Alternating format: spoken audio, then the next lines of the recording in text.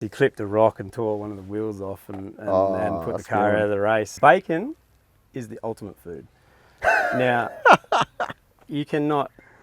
Plenty of people have tried, and yeah, maybe I'm a bit stubborn and biased, but try bacon with any food, mate, it'll go. So I had to run back through all these rocks where he was right next to it, and you wouldn't believe it, the Kamikaze Club was lining the track. The Outer Side is proudly supported by Tyre Gear. Head to www.tyregear.com to explore the wide range of high-quality camping essentials, including guy ropes, screw-in tent pegs, tie-downs, and heaps more. Tyre Gear. Adventure secured. Dog and Gun Coffee. Check out www.dogandguncoffee.com to grab yourself some bloody good coffee ready for adventure. G'day and welcome to the Outer Side.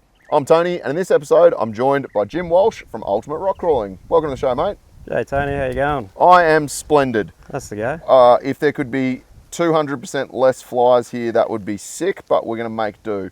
We're going to start with the fast five. 5 questions, I ask them, you answer with the first thing that comes to mind. Righto. What's the worst car you've ever driven? Oh God.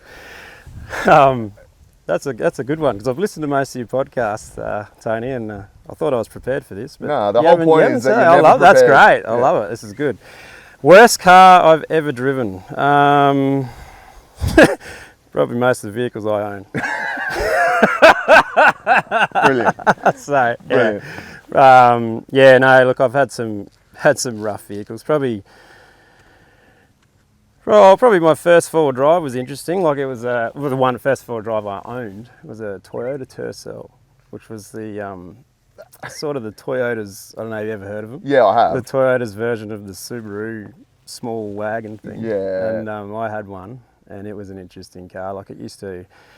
Every now and again, it'd randomly, like it was 5-speed, but in 4th gear, it'd pop out of 4th randomly. Yeah, good. Driving along at night, you hit the bump the wrong way, it'd turn the lights off for a second and then they come back on. The best thing about that car though was it was a wagon and it had Venetians in the back actually. Oh, hell yeah. And now I'm thinking about this, some people that would be watching this are going to explain a few things down the track. But anyway, don't worry about that. But it had in the station wagons, you know, you've got the number plate. Yep. And the light, and it's usually where the handle is for the station. In the Tercel, they had a little turn noggle down here that popped it. So we used to go to parties, put all the eskies in the back, and whoever had lemonades in the eskies, you just told them where that was. Yep. And nobody stole your drinks. It How was great good. because the people who tried the thing Yeah. wouldn't be able to get in. Oh. Halfway through the night, most people See, forgot. so it was as the well. worst car that you've ever driven, but potentially had the best feature of any car you've ever driven. So yeah. What's your favourite place in Australia?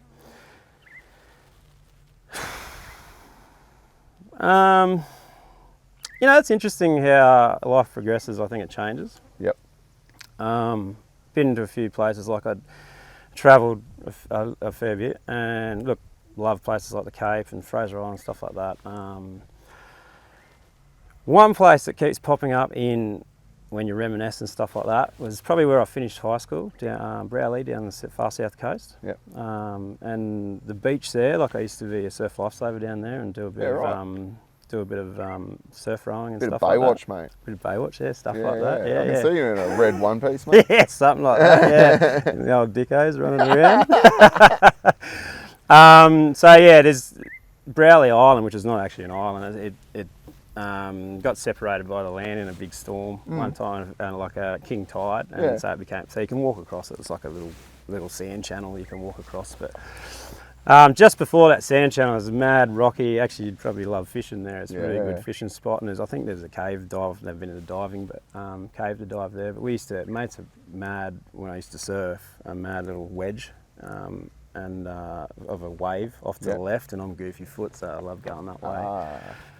And I've always said that's probably where, to my family, like when I die, cremate me and throw me off them rocks. So I'm going to say there, Browley Island, Browley South Beach. That might be the best answer to that question I've had yet. If you could be any animal, what would you be and why? 100%, bro, a dolphin. A dolphin? 100%. Why? Back to Browley again, surprisingly or not. So the first rugby union club I ever played for was the Browley Dolphins. Ah. There is another reason, which I'll tell you after off air. But basically, yeah, that was when I used to play rugby. Just Aren't dolphins the only other animal in the world that have sex for recreational purposes? Yeah, that's it. I haven't known you that long, Jim, but it's almost like I can read your mind. Fair enough. Favourite band or music artist? I like to listen to a lot of different music, but I'd have to say always return back to AC/DC, mate. Oh, I love AC/DC. Yeah, Thunderstruck all the way. pretty good. Yeah. What would you eat for your last meal? I love eating, believe it or not. Probably if I was to pick one thing, I'll tell you what I really do love, and I'm thinking about now, I haven't had it for a while. Canadian pancakes, actually. Canadian pancakes? Canadian pancakes. They might be called something else to other people, but it's my version of it, or what I've been introduced to, is pancakes, bacon, maple syrup, and ice cream. Yeah, right. See, I've always thought that was really weird, right? But like you, I also enjoy eating. Yeah. But the sweet and the salty, it works, right? It shouldn't work, but it does work. It does. Bacon is the ultimate food. Now, you cannot. Plenty of people have tried, and yeah, maybe I'm a bit stubborn and biased, but try bacon with any food, mate. It'll go. I can guarantee you. I've got an old colleague that I worked with about 20 years ago who's like, basically his whole life, his personality is bacon. Yeah. And he's really doubled down on that. And like on Facebook, all he ever posts about is bacon. And I really appreciate it. Yeah. I don't know if that's good for his long-term health and well-being, but No. he knows what he likes and he's embraced it. Yeah. No, we've done everything. We did actually one sort of a family event one night. A niece said, no, it doesn't go with anything. And so we actually busted out some bacon, cooked it up, because she goes, I wouldn't go with chocolate. Anyway, we wrapped the Freddo frog up in bacon, and I was like, yeah, we were trying all different bits and pieces in the kitchen. This was at a family dinner one night. It was quite interesting. And yeah, it was, I said, challenge me. But I am pretty stubborn though, so I probably will eat anything just to prove my point. All right, bonus question. Yeah. What is your least favourite food?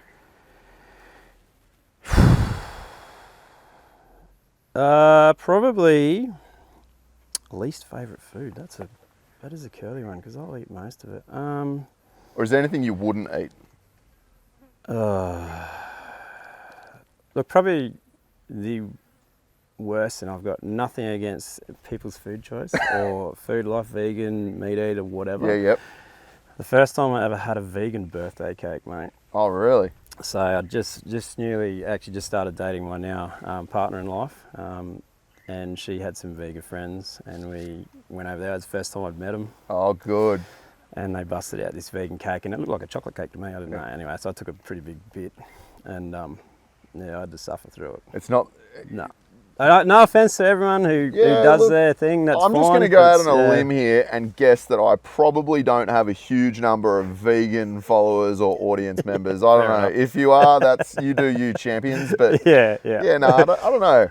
Yeah. There are certain things that are an acceptable substitute, but some things you just can't substitute. And like a cake is pretty heavily animal based, right? 100%. And bacon. You can't and substitute bacon. that. Yeah. Well, you see, this is where I was going with that line of questioning. Was I was trying to find out your least favourite food and then throw in the bacon component and see if it could make it better. But I'm pretty sure a vegan chocolate cake with bacon would still be shit out. Yeah, probably. You're probably right. So maybe it doesn't go with everything. All right. Well, this has gone exactly how I thought it would, where we've completely gone off on a massive tangent, which I love. But mate, let's talk a little bit about your off-road journey. So you reached out to me. I don't even know when I met you. It was a while ago, sometime about a year ago. And it was, about ultimate rock crawling. You wanted me to get involved with it. And, you've taken on a bit of a, I guess, a media role for the URC. But where did that all start for you? Like, how did you get into the off-road scene in the first place? Probably much the same thing. Just stumbled across... I guess my old parents always had four-wheel drives, but my old man had them because his opinion is they were stronger, and he used to tow a lot of stuff like. Yeah, okay. He had a big boat, big half cabin boat, and just random stuff. He'd load trailers up to the hilt, and he's probably passed that on to me a bit. Like I've had a a few issues with overloading on stuff and recently blowing tyres, but that's another story. So yeah, his opinion was like biggest vehicle out there, and you know is strong to be able to tow. Oh, and towing capacity as a tool, though, as right? a tool, yeah. And so we, and also too, we used to camp a lot as a family. And looking back now, we did some cool camping trips. Don't get me wrong. And some of Dad's mates were divers and fish shows and stuff like that. Dad dabbled in a bit of it, but it was more the set up on the beach and camp, or you know, set up on the river and fish. And also, Dad, my old man's eyes, the cheapest form of accommodation when you go somewhere. So. Well, yeah. Historically, yes. Yeah. There's a if number you've of got the gear. Yeah. What is it like the camping where you spend a fortune to live like a homeless person? Yeah. So moving on from there, sort of dabbled a bit.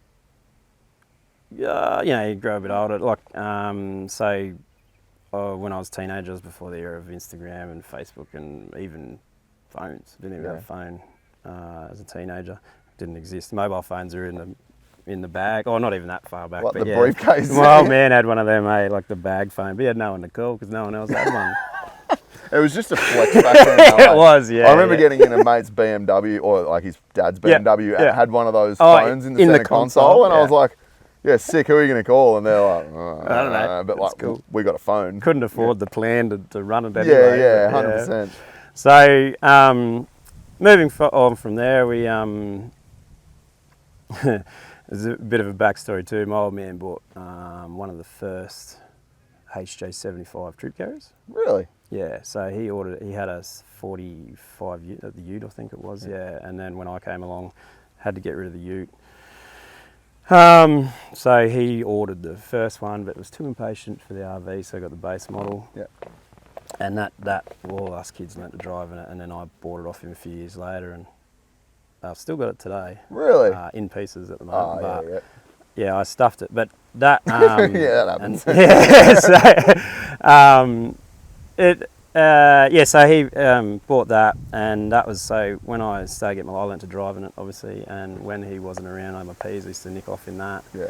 Because originally, I think my first car was a Type 3 notchback Volkswagen.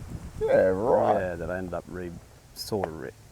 not restoring, sort of rebuilt. It was by specs of restoration, but it was no means up to scratch. It wasn't Concours quality. It was literally me reading that. A guy in California wrote a book called Volkswagens for Dummies, and that's I rebuilt the motor out of that. And actually, like that. Yeah, in one of those, those tin sheds you get from Bunnings, the 3 by 3 metres. Yeah, I set up a little table in there and built that.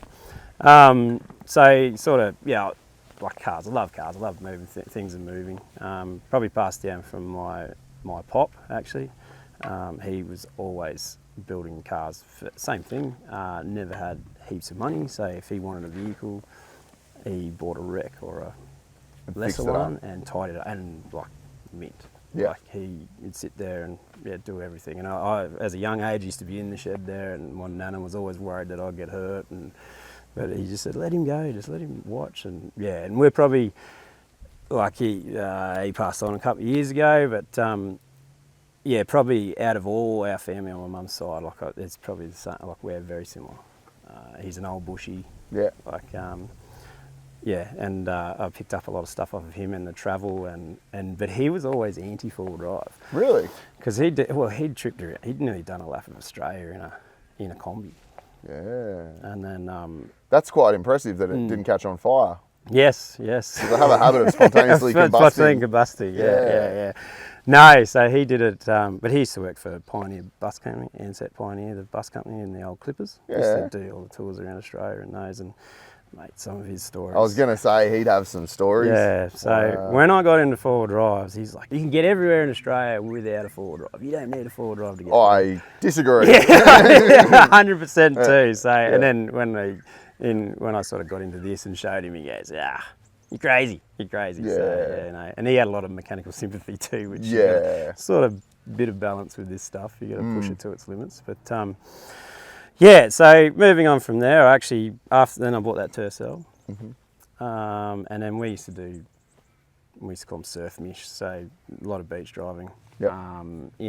Not in the sand dunes, but behind the sand dunes, doing the tracks down to get to surf.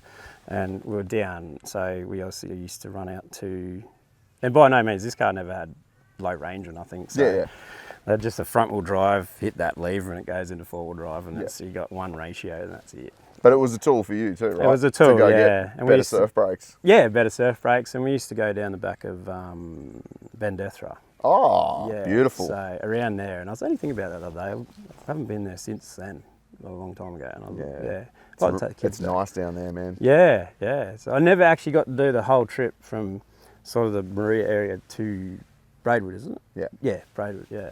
So I have never got that far. We always come in from the southern or the eastern end, and then we'd go back out. So yeah, that's a little goal of mine to tick off the bucket list. But in the middle of that, I actually went into the B&S scene for a bit. Oh, that checks out. Yeah, so ended up being again, there's a bit of running theme here. I've never really had a nice car.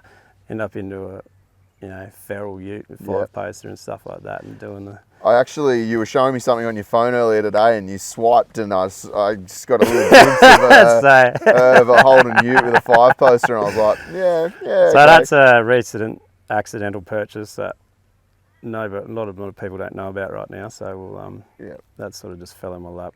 It's another story for another time. I love it when B&S utes just fall into my lap. It's never happened to me, but I'm hoping one day it does. That's one of those boxes I've got to tick in my life. I've been to Denny 7 times or something, and I don't really think about B&S utes ever, except for that week. And I'm like, I need one of these. Need one of those. Yeah. I don't know why, but I just need one. It's funny you should bring up Denny. So Denny was started the year before I turned 18. Oh, right. And I was like, I'm going to Denny.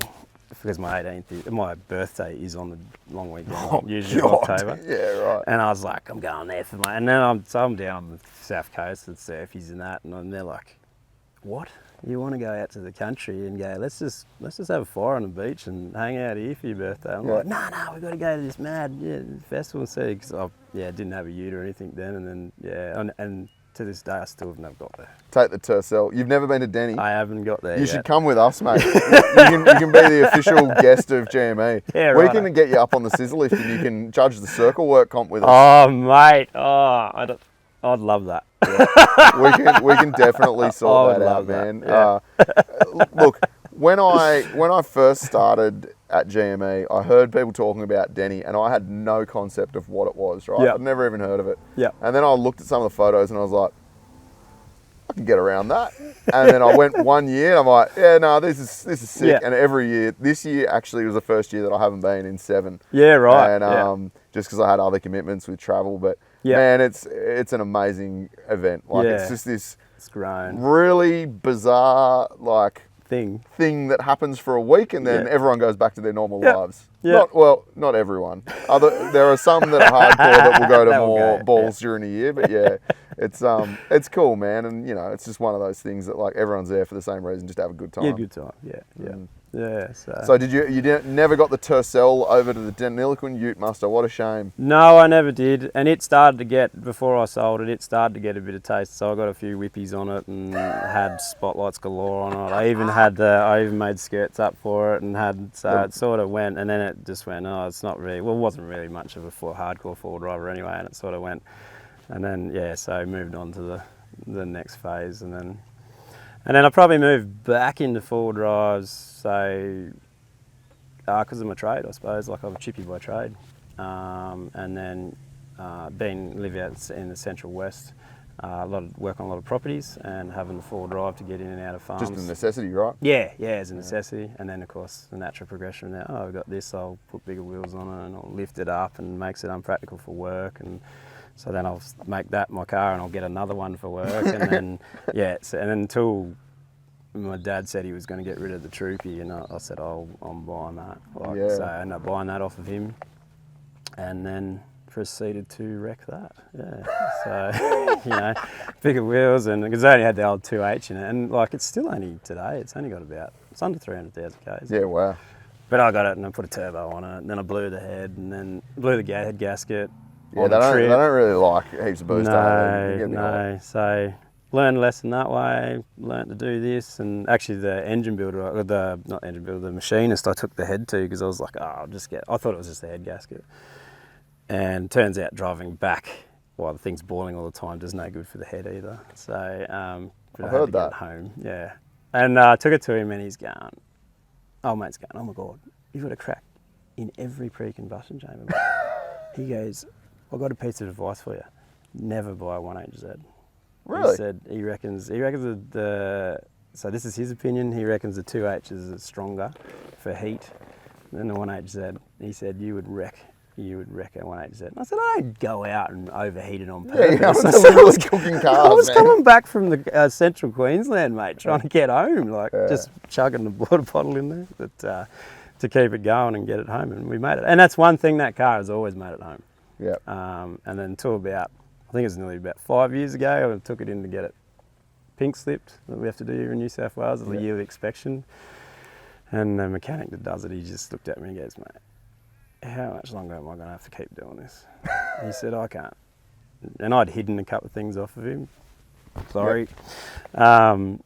And he gave me a list of stuff, and he never even picked the things I'd hidden. And I was like, I'm going to have to park this up and do some give it some love. Work to it. So, I started doing some work to it, and then I had an injury, and it's one thing led to another, and life in the way and stuff like that. And I've started to get back into it again now, in between that sort of stuff. So, at the moment, she's back to the work rig, poking around when I get a chance. But nice. But with that troop carry, I started doing a few. I did a lot of solo trips. I didn't have many people that were. Well, I didn't associate many people that had 4 drives. Like a couple of blokes from work, we used to poke around and muck around in a few places not far from home. Nothing spectacular, but it was fun. Use it as a camping thing. In saying that though, we did do. I did the Cape in that. Yeah. So you're underselling yourself a little bit. A little bit. Like we've done just in Cape York. We've done the road. A few things. I was talking to one other tradesman on site, and he's like, oh man, I'm building a comp truck. And I was like, what's a comp truck? Like, I'd seen a few things about, they're just in magazines, so I used to get the 4-Drive Monthly magazine. Yep. And, seen a few hardcore cars and Nissan trials and all that sort of stuff. And I was like, I should do that. But the club in my area wasn't into that. That way inclined. More of a, take your caravan and we'll set up for cheese and wine. Yeah, copy that. Which is fine. That's fine. Yeah. But I didn't realise. Reflective of the average age of the club. Of members, the club, right? Yeah. So, but this guy, he joined the club, and a couple of other fellas, and they were like, no, we want to do. And at those days, you had to be in a club to compete. Yeah. So anyway, that's how I sort of swindled it. He was halfway through building this comp truck, and he had a pretty capable patrol. Yep. So we tagged along with them. I joined the club, tagged along.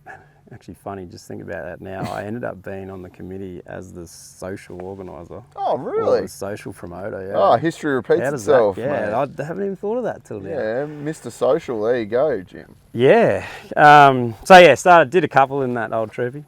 It was pretty fun. Yeah. Put it on its side once. And then from there, that's where I met.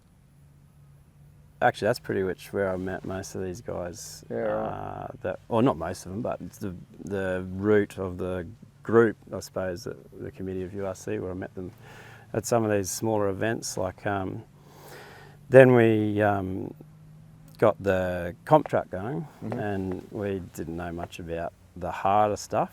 And actually, our first competition was a night run, or the first track was a night run.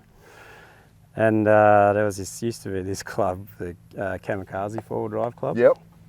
And they were the loudest guys there. Like, I didn't know who they were to start with, but we actually didn't have comms. Like nowadays, we've got Bluetooth comms and stuff like that. And when we were doing just the normal cars, like with your daily car, it was all hand signals. You could run up to the window, and most of them weren't loud, and you could shout and hand signals and all that stuff. So we just jumped in there. We had motorbike helmets, you had to have helmets and stuff like that. So we're doing this night run, and these guys were revved up, and we couldn't hear each other because he had a 5-litre in it, and it was noisy as hell. And we got to this bit, and he had his lockers out, and I'm going, put your lockers in, and he's going, what are you saying? And I'm like, so I had to run back through all these rocks where he was right next to it, and you wouldn't believe it, the Kamikaze Club was lining the track. Yeah. And they started this chant, you gotta put your lockers in, you put your lockers in, you put your lockers in, and you might drive over the rock, come on! They were just giving us hell. Yeah. And didn't bother me, because I've been heckled most of my life. But it was getting pretty frustrating between driving Navy in that class, and then sort of a bit of a debrief after it. And we ended up getting lockers in, and I think we actually completed the track, and it wasn't too bad. But so that was my first introduction to, I suppose, rock crawling competition. So when you say comp truck, what is a comp truck? Is that sort of like all encompassing? Is that like rock crawlers, ultra fours, winch trucks? Like, what's a comp truck in your mind? Pretty much, yeah. So you've got a roll cage in it, and you put it in competition. You can't register it on the car. Off-road racing. Off-road racing type stuff, I suppose. In this case, it was rock crawling. Yep. It was Matt's car. It was actually a chopped 60 into a ute. It was running 5 litre and 60 diffs front and back. Yep. And I think he had 37s on it at the time. We competed in Tuff Truck that for a couple of years until he cut the back off of it, and then bought portal axles, bought some Hummer portal axles from memory. Put rear steer in it, and then that was another learning curve. Portals were great because I was lifting up, but I remember the first rear steer, there's a guy who'd been competing from Queensland, he'd been competing for a while with rear steer, and he just goes, all he said was, how you going with the rear steer? So I was a navigator, so how you going with the navigating the rear steer? And I said, it's a bit to think about, because you've got 2 levers or 2 sets of wheels to guide left and right, and you've got to make sure they know which one they're turning left and right. And he goes, only thing I got to tell you is just don't drive under yourself. And I didn't know what he meant by that. Yeah, cool. But I found out. We found out what he meant by that. Oh, yeah. So we're coming off a bit of a rock, and you turn, naturally the car torques clockwise, I think, if you're facing forward. Yep. So we were climbing this bit of a rock, and it was a bit of an undercut. And I'm going, if we bring the back around, like to the left, that should just, drive up like that, but what I actually ended up doing was the rear diff actually hard locked to the left, drove under the back of the car, which I put all the suspension geometry and the links and that all in a twist, and it just like a spring just went whoop, and just flipped it over. Oh, true. Flipped the car over the thing, and Matt was in the car going, what's happened there? I was going, I don't know. Yeah, that's a whole new dimension. That was a whole, he goes, and it was just on. We ended up going back and forth. We had a bit of a heated discussion about it. And then I was like, the bloke that had told me about it, he come up later and he goes, that's what I meant. He's seen it, and he goes, that's what I talk about. And I said, So then I just concentrated on stuff like that. So so that was good fun times. We did a few tough trucks together, and then I was still competing with Matt when WeRock started. Yeah, that's correct. So it was, because it's about when we put the portals in, and there was heaps of teething issues with that, and I was like, so I started to meet people, you meet other teams, you're competing with them, and it's this whole next, I don't know, you got your old school mates that you don't see every day, but every weekend, or the 4 comps a year or whatever we were doing together, it was like we were never apart, like you just catch up and go bang. Common interest stuff. Yeah, common interest stuff. Yeah, and this was before. Facebook might have just been happening, but it was before like Messenger and group chats and all that sort of stuff on your phone. It's pretty readily. So what was it like? Forums, or you were going real old school and like talking to people in real life? Getting phone numbers and then actually having real human conversation. Real contact. Yeah. No, there was the forums. Actually, I forgot about that. I can't think of it. Outer Limits, I think, was the forum we were running on. There was a lot of to and from, but on forums. I forgot all about the forums, Mate, I was a little forum demon back in the day, not for full driving, but I was on the Calais Turbo forums for VL Turbos, and mate, that was just open. Yeah. all the time, and Yeah. I've still got mates from that forum like 20 years later, eh? Yeah. Well, I was on a couple of the American ones because being a troopy, a lot of them with 40s and that, they do the spring over. I hate mud and all I hate those mud ones. and that, yeah. They do the spring over axle conversion. I was like, yeah, I'm going to do that to my Would troopy. you believe I hate mud is still going? Really? Yeah, it's so weird because like the whole forum thing just died, right? Yeah. With social media. I Hate Mud is still going. There are still people actively contributing, and in terms of like a resource for Land Cruiser knowledge, there's nothing like it, eh? Yeah, I right. still go on that bloody site. Okay. I'm not on there posting stuff, but if I ever Go and want have a to look. learn something about some specific nuance on a Land Cruiser, I go there. Yeah, because they are pretty. There's a few the American-based Land Cruisers. Well, they're out there. searchable, right? Like Yes. Facebook groups are great, except they're not really like good at Yeah. indexing information. No, sort of puts up the latest post really, Yeah. and you got to dig a bit, don't you? So back then, I suppose, like, you know, it was forum based, and then It was. It was the events that really brought everyone together, right? Pretty much, yeah. Because I remember the forum. You didn't know who was who because we all had different names, like Yeah. random names like 80 man or I love rocks bloke or something like that. And so I was be chatting to people, and I'm like, I'll turn up the events. I don't even know who it is. Yeah. You didn't have photos or nothing on there. Oh, if they did, they usually put a photo of the car up, profile picture. But there was no like Facebook and Instagram now, which you'd put in photos, like you figure out who's who. So it was interesting. That was a challenge in itself. Like have a discussion, and I've been talking to this guy online, or is it? Yeah, and then to meeting people that way. So I suppose I meeting people. I'm pretty shy, so it was hard to meet people. But no, Sure. yeah, sure. Yeah. So I got just get talking. I'd talk to that rock if it showed a bit of interest. But meeting Jim's social coordination says otherwise. something like that, yeah. So, but it went so. Met a lot of crews, and then obviously talking to people about tactics, and I got into the navvying side of things. Naturally, even in my trade and that, I just thrive on problem solving. Yeah. And then navigating put me in a problem solving quickly, like quick problem solving, which I sort of identified as well. That's sort of a tool that's great in my industry, Yeah. in my career. Really built on that, and then so that's where my career went through to just doing some random jobs, like a lot of out of the box thinking jobs that people shy away from, and Odd jobs, eh? odd jobs, and I've done some interesting concepts. I also love to learn, thrive on learning. I sort of not get bored, but if I'm doing something repetitive, I'm done with it. Like, let's go. It's okay. to the next It's okay thing. to get bored. Yeah. I get bored. I don't like doing the same thing day to day. Fair enough. Yeah. Fair enough. You got to keep it interesting, mate. Keep it fresh. That's right. That's right. So, no, sort of applied to that as well as communicating with people. Like in my business, you're communicating with staff, contractors, the client, suppliers, stuff like that. Yeah. Being able to communicate with, your driver, and hence, I don't know how it really happened, but I ended up. Matt took a year off to build another car, and I was always involved with the sport marshalling or come and help with whatever.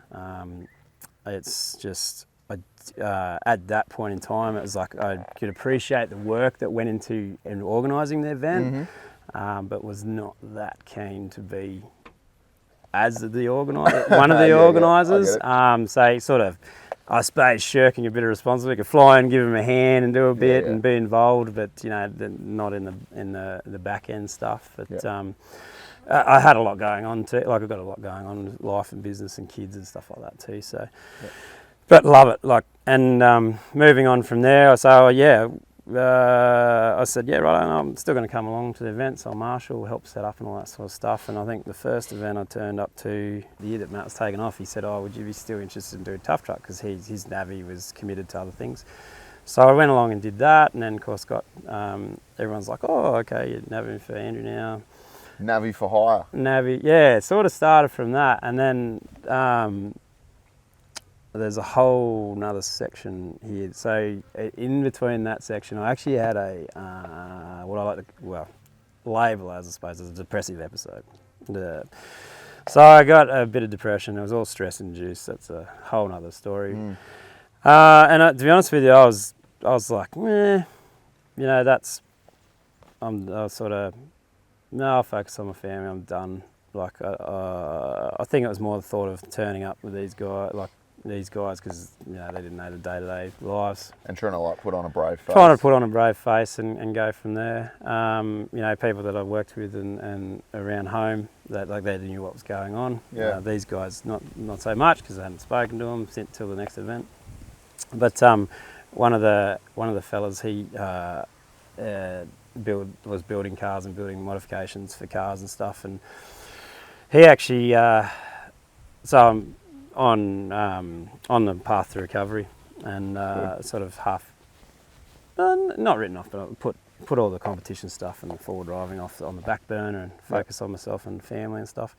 And out of the blue, he rang me, and he just goes, I can't. He said, I just want to know, what are you doing? What are you doing with the comp stuff and that? And he said, you didn't racing with these fellas anymore and stuff. I said, no, sort of up in the air with what I'm doing that. And he said, look, we've got a comp coming up where I can't compete, but I want my car there to showcase his stuff. He said, so he asked JK, who did a bit of navigating for him, who's one of the committee members here for URC. He said, if JK drives it, do you want to navy for him? And I was like, really? And I'd known JK, I'd met JK before, but like we weren't mates, I suppose. Yeah. Like we could in a group say g'day as we Yeah, walk past each but other, you weren't tight or anything. Weren't tight, and I was like, yeah, where is it? Anyway, I said, I'll have to get back to you. And at the time, I was like seeing my doctor regularly, and I said, got to get away. And he goes, yeah, no, that'd be good for you. He said, but don't go alone. He said, take someone with you. And I was like, and yeah, my missus is working and kids and stuff like that, and she couldn't get the time off, and I was like, yeah, I'll be right, I'll go on my own. Anyway, so he goes, I don't recommend it, eh? And then that sort of was like, yeah, well, I'm going to show you I can do it. And I ended up doing that. So I went up there and I had a ball. We had a ball, and I was with these guys. I didn't, it was just back, like I said, the last time I seen them, then we got in and we got it, and then a few interesting stories happened that we still refer back to today, mainly being about the noisy Colorado that I have. Apparently it's got a tick and it's noisy as hell, but that Colorado's still driving today, and that's been to all the events. So anyway, no. So that would have been like in some respects, a good distraction from all the other stuff going on, right? Like going back into that community and like...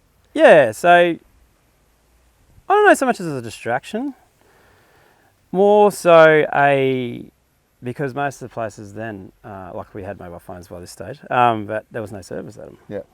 And it was, chuck that in the glove box. Yeah, so like a disconnect. Yeah, a disconnect. A disconnect from normality, or if you want to call some of my life normal, but disconnect from normality, and it's just where, it's the one thing, and still to this day, where I can just shut off from work. Yep. Come to it, spend the whole weekend, have a ball, even when stuff goes wrong, practice my problem solving, my banter, and then get back home and I can switch back on. Yeah, and we need that, right? Yes. Like we need that, and I think, the more you take on in your life, work, family, whatever, hobbies, anything, like you still need to be able to like disconnect from that and just have like a reset every now and then, because otherwise that's where you get burnout, you get stressed, depression starts to creep in and all that sort of stuff. And I think, I know from all the guests that I've had, the one common thing is like getting outside, getting into nature, getting that, and it's the reset button for all of us, right? And I think if there's one thing that I would love to be able to do with this show is encourage people to go and press that reset button more often. More often, And like, I've got to remind myself to do it, like we talk about it all the time, but go and actually do it. And just, even if it's a day, just press the reset button and it'll help us all, That's right. Back to nature. Like yeah, that's man. Back to being covered in blowflies. And, having them crawling up your nose. Where else would you rather be? That's right. So, so that's where it sort of progressed for me there, I suppose. And then, I don't know, then it just turned into, so I navied with JK, and then I might end up selling that car. Then I I was like, yeah, no, I'll come and marshal again. And then every time we turn up, like someone had hurt themselves or something, so I'd jump in and navvy for someone else just as a drop of a hat. And then it just turned into a funny thing. Oh, Jim will just navvy with anyone. And it went from there. So there's a few other choice words that I'll get referred to every now and again. Yep. But and then off the back of that, we just started joking about no disrespect to the brand, but Jim's Navigation just sort of was born one night, and then it just went from there. Like it was hashtag Jim's Navigation now. But moving on from there, that was interesting building my skills. Because all the cars are set up different. Yep. So I went from portals, rear steer to, one time I went back to there was a Zook, literally with Hilux diffs in it, and still had I don't know what they come out with, bloody 1.1 litre motors or something. Yeah, like I don't know, mate. Still had that in it. Suzukis are like a weird Yeah. sub-segment. Not saying that Suzuki owners are weird, but that's just something I've never dabbled in. I've appreciated them from afar. Yeah. So running 37s, and it had, I don't know, like that much steering lock, and the hamsters ran out of puff pretty quickly in the engine anyway. So going from some of the cars where we were able to like get on the numbers and pop it up the thing to this thing, I was saying, get on it, and then it just went, yeah. And I go, is that all it's got? Yeah. Wow, and that quick we got to reassess this and make it go another line. So, but I mean, as a professional navvy as you now have become, for Jim's Navigation Services, as the CEO of that organisation, navigating for all these different drivers, different vehicles, different setups, that must have helped your skill set and like your experience, because if you're just doing one thing repeatedly. You learn that, right? Yeah. But you would have learned a much broader set of skills by yes. I'm trying not to use a word that I know you're thinking that by being there's no way of putting that nicely. By being a navigation slut. Yes. Yes, 100%. And I did. So in the midst of with my mental state, I started to get interested in that sort of thing. And I've always had, even before depression and stuff like that, I've always had that, which is you go to the gym to get muscles. You're repeatedly actively using your muscles. Yep. Your brain is a muscle. Yep. You need to act to better that or strengthen that. Yep. You need to exercise it all the time. So doing different things and is a form of exercising. I mean, if you ask my partner, I'm probably a bit excessive. Sometimes I'm a bit like, oh, look at that, oh, shiny things. But I started to get interested in some of the brain chemistry and stuff like that. Yeah, and right.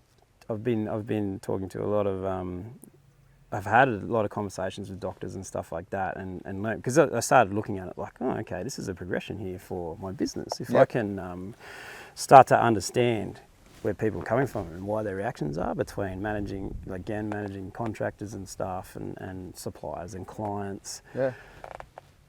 It's no different. This is a project. There's a client in the driver's seat.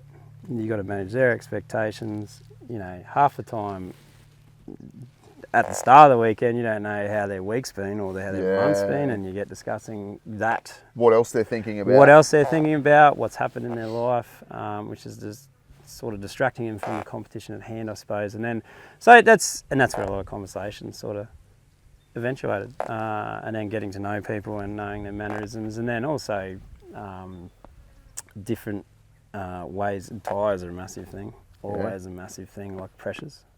Weights, a lot of people run water in these tyres to counteract weight. Even keeping, say, one car I was with, old mate built it and it was perfectly balanced. Like you'd sit it on its belly.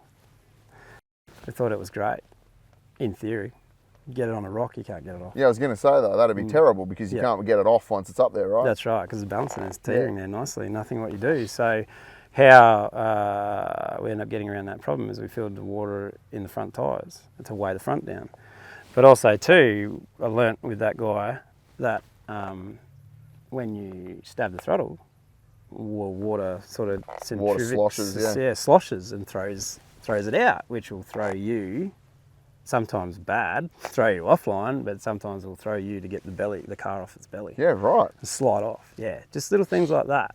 See, I heard a few of the boys last night talking about water in the tyres. It was the Hilux. Oh, Braden. Braden, yeah. Braden, yeah. He's talking about how much water he had in his tyres and like trying to drive it on a transport stage and how that was reacting. And I was like, what? Why would you have water in your tyres? So the ultimate goal is to finish a track. To finish a track, you need traction. Yes. How do you get traction? Having the wheels on the rocks. Yeah. How do you get the wheels on the rocks? Weight down. Yep. Water in the tyres is unsprung weight. It's essentially like a grip to the rock. That's the theory. Also too, another thing is when you are, not so much with these ORIs, they're an excellent shock, magic shock. I've probably said that wrong. But with air shocks, they like to unload, especially when you're driving up an incline and it wants to backflip. Now, a driver in the car can't see that. I see that. I can see it from outside. The driver in the car is just seeing the sky and going, where am I going? Am I going to be on my roof or am I still driving forward? So that is a lot of encouragement. I talk a lot during navigation just to keep, essentially in my head, I'm driving the car and I'm explaining what I would do. Yep. To a degree. I'm no driver by any means, but having that weight up there stays. Yep. On the flip side, though, if you get it past that point, it's going. Yeah, it's going to help flip you over if you get past that point, right? So there's a fine line, and that's where there's these suck down winches in the front and back. You can pull the shocks so they limit the shock movement and stuff like that, and play around with it. Even to a couple of things like flicking. Like this morning when I told you to put this in second gear, coming down that incline, like you don't want the engine braking. You do, but you don't. Yeah. Also too, it will drive through the brakes, which is ultimately you want to control that descent. Yep. If you're trying to drive through the brakes, you're fighting the car, you're fighting yourself. It's knocking into second gear. It's not pushing through the brakes. You still got that movement. On top of that, if you start to end you can stab it. You can stab it. You've got wheel speed to get out of it. So it's amazing, like the amount of trust that you put in a navigator. Like, I've never had you spot me or navi me before, and I jump in this car that is so far beyond my level of capability, and I'm just looking at you and I'm like thinking, I hope he knows what he's doing. Yeah, so do I. Because I don't want to bin this car. It's not your car and it's not my car, but the guy who owns the car is sitting next to me, so let's not screw this up. But, it's such a cool thing because it's like, for so much, I think, motorsport, it appears that it's a one person, like it's the driver that's important, but it's not, right? Yeah. Any motorsport, it's like without your pit crew and without your engineers and without all that, it doesn't happen. That's right. And this is that magnified because it's really two people are driving the car, right? It's a team sport. There's the person that's like pulling the levers and turning the wheel, but the bloke outside can see things that you can't. Yeah. So it's pretty critical. Yeah, especially nowadays with the way like these shocks, they don't unload and don't make you feel uneasy, but you could be on the edge of that rock face there and one wrong move with the rear steer and it slips off and you're over on your side. Yeah. And that's the biggest thing. I'm going, whoa, steady. And they're like, it feels great. Look great. Yeah, well, there's a bit of that going on this morning. Yeah, Chris and I are sitting there watching someone drive up this rock and we're like, that's geez. It's at that point where it's like, wants to flip back. It could just go on its lid. Yeah, that's right. So there's a lot of quick calculations with that sort of stuff, and are good. But also on the flip side, I won't just navi for anyone. I dispute that because you navied for me this morning, and I have a grand total of about 10 minutes experience in a rock roller. Yeah. They're my favourite. Yeah. As I said, a lot of trust. Yes. But to competitively, you need to be able to communicate. Yep. And the driver needs to be able to trust the navi. The navi needs to be able to trust the driver when they feel the car. And that's some of the best things. So the main team that I compete with now, Jordan Bell, who they own, Jordan and Marshall Bell, they own all barred up down in Albion Park Rail. Mm-hmm. And I've been naviing they've both got a crawler each. And I've been naviing for Jordan for a few years now. I think, we came 5th at the last Tuff Truck. Yep. And watching Jordan grow from when she got into it, she'd done a few comps, but nothing she didn't even want to go into unlimited class in URC. And I said, "Wow, I'm not Navian if we don't." Bit of peer pressure as well. Bit of peer pressure. So, and it's been great watching her grow from like asking me if I'm sure, and to like I'm going to do this, or she feels the car. Like when she'd never driven a rear steer car in competition before, and her buggy is rear steer, and from me having to remind her to use the rear steer and put it back, and to now it's just part of the feel. She can feel where it's going. She feels the car. She steers in the direction. So she doesn't get perfect every time, but nobody does. No one does, yeah. And just the communication is totally different to when we first started competing together. So that's I enjoy that process of watching her grow in the sport to where she is now, and she'd be one of the top competitors in Australia. That's pretty cool, yeah. So very proud of her and proud of what we've achieved as a team. So yeah, and moving onwards and upwards from there. I don't know where we're going there, but we'll just keep competing until we get sick of each other, I suppose. Or she gets sick of me, but yeah. And you've done a bit overseas as well, right? So yeah, I've been over to King of the Hammers with a couple of competitors come over from America to race in rock crawling, and Justin Hall Motorsports, who at the time was sponsored by ProComp, I think. He came over and did a season here in Australia, did 4 events. Actually navied 1 event, and then JK did the naviing for the rest of it. And then that car actually is the one that Jordan owns now. Yeah, okay. So it sort of got, in a way, I think it got sold and I went with it, sort of thing. You're like a package deal with with a package the deal, because I actually did compete in that with JK as well. And it's got all the bells and whistles, like it's insane to navigate, and the things you can do with it. And we used to put the one comp that JK and I did together, it was sort of like, let's just put this thing through its paces. And we did some interesting things that I thought, this is going to break, but Oh, really? It was a testament to the guy that built it, and what we did with the portals and a couple of bound up things, because it was capable of doing the movement. It's just when the wheel got bound a couple of times and just had to get past that. A little bit of bound up in it, and you just did this insane line. So then Justin invited a group of us over to help him pit crew at King of the Hammers. Yeah. And so we went over there. I think the first time I went over was in 19 or 2020, just before COVID it was. Yeah. And got over there, and I nearly ended up navigating in King of the Hammers with a crew that we were sharing the pits with. And I'm not 100% sure what happened to his original nav. I think he hurt his back or something and he couldn't sit in the car. And it was one night around the fire, and they were talking about and Matt, Matt Reesmer, one of the other guys on the committee of the URC, he goes, Jim navigates for everyone in Australia, he could do it. And I was like, oh yeah, thought it was a laugh thing, until the next morning at 6 o'clock in the morning, they're banging on the motorhome door going, come on, we've got to see if you're fit in the suit and the headgear and the helmet. And I was like, guys, I've met you 2 days ago, you said, you sure you want to get in? And I was like, should I get in the car with this guy? And anyway, it was sort of happening, and then they said, we can change navigators out in between. He said, so it was a father's son. The son wanted his friend to jump in, but he didn't want to do any of the rock stuff. So King of the Hammers has got a bit of desert racing and rock crawling and a big loop set up. And he said, we'll let him do the desert leg, which is fine by me. And we'll change you out in the pit.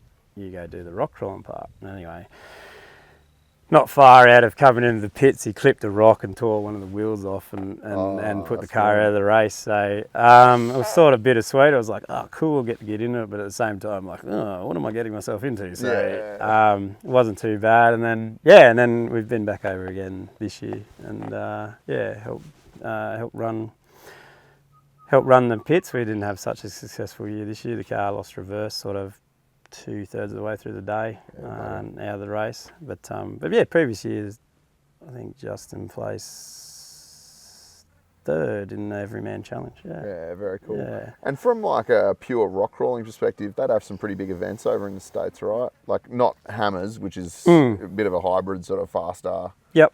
mixture, but what about like the sort of rock crawling, like similar to the URC? Do they have similar sort of style events over there? Yeah, so I think originally what URC sort of started from was WeRock, when the couple of fellas started that here. Was WeRock was I think was an American brand, and they brought pretty much ran under that banner, under those rules and all that sort of stuff. And then because I've only sort of come into the running side of URC in the last 18 months probably.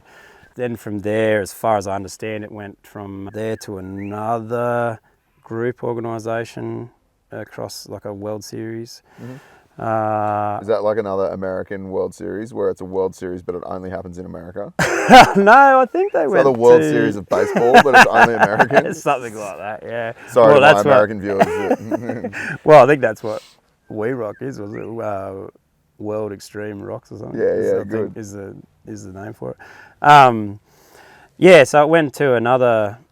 that did that, and then I believe the boys started out Ultimate Rock Sports. Yeah, okay. And started as an Australian thing. So what I'm hearing is that there's an opportunity for Jim's navigation services to navigate some United States events. So for anybody out there that's involved in the US rock crawling scene, hit me up if you want Jim's navigation services phone number and contact details. There you go. Yeah. Welcome. Look, it's been interesting, and since during COVID, like obviously rock crawling sort of got dampened a bit. A lot of events got dampened a bit, and then a few of our mates moved into winch trucking, and so I tagged along as pit crew for that, and then fell into another navvy roll there. I'm trying to think now. Ours got the tally, I think, but some people argue the numbers, but driver car combination, I'm in probably the mid-20s of how many I've navied in competition. Yeah. Cool. And look, some of them have been the same driver, different cars. Some have been the same car and different drivers. And look, there's even this car, and I know that Chris will debate this, but we competed. We competed for 2 minutes until you threw a fan belt, and then so it was still in competition conditions, and I was naviing him, and then he popped the fan belt, and then we're out. So but I'm counting that.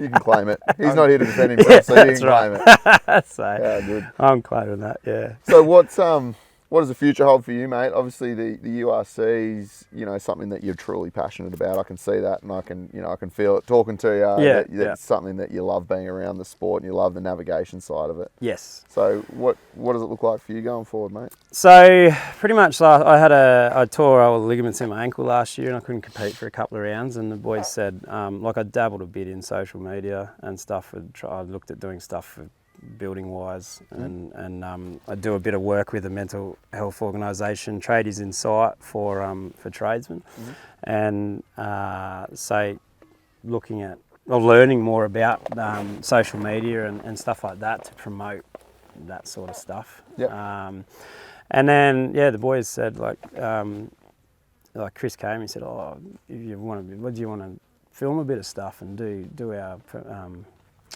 socials for like Kinsella Rock Boss, which a couple of years ago, well last year, Kinsella Rock Boss.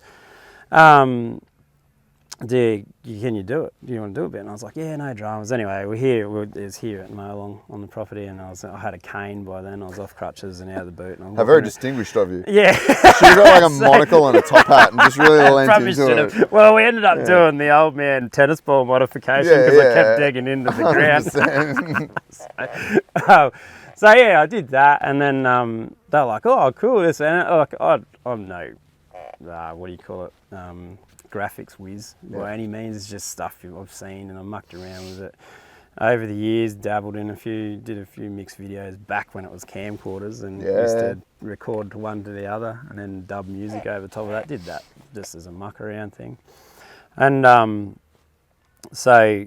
I was like, no, cool, that's cool. But it turned out to be quite difficult with McCain and trying to film stuff and then, get back, because at the time we didn't even have the Starlink, hasn't been thing, or wasn't mobile then. We had to go back down here where someone had a booster and then try and upload it. And it was just like, oh, wow, this is a lot of work. And then anyway, then yeah, so it's sort of I had access to all the socials for URC, and then Chris said at the start of the year, look, we want to take this to the next level. We love your flair. Will you consider coming on the team, officially on the team? Yep. Get one of these cool shirts. Yeah, it is a cool shirt. Yeah, it's got And my the name hat. on it. Yeah, it does have your name on it. It's really handy, you know.